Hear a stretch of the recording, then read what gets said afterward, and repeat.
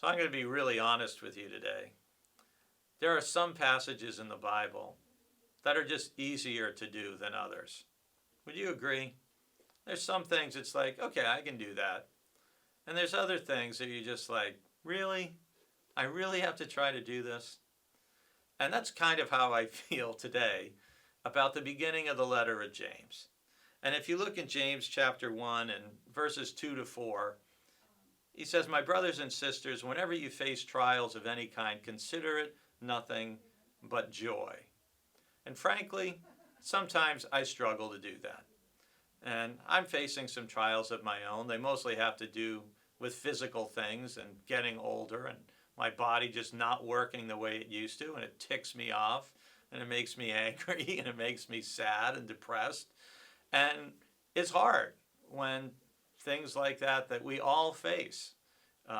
It's hard to consider it joy in the beginning, isn't it? And I think it's okay that we need to allow ourselves to be able to grieve some things that happen in our life, that things that are trials that test us, that test our patience, our resilience, our perseverance.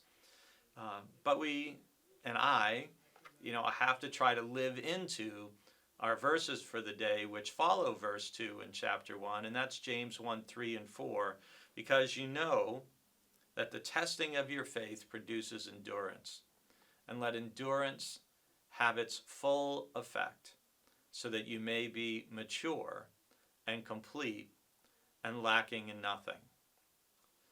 Well, it's not an easy thing to hear, or it's certainly not an easy thing to accept, but because trials are inevitable, because even our physical decline is inevitable, no matter how good our genes are, no matter how healthy our habits, we have to then face trials, tests in a way that can build endurance and the endurance of our faith, because our faith, our attitude, these are things that we can lean into, even as Paul writes elsewhere, our outer nature is wasting away.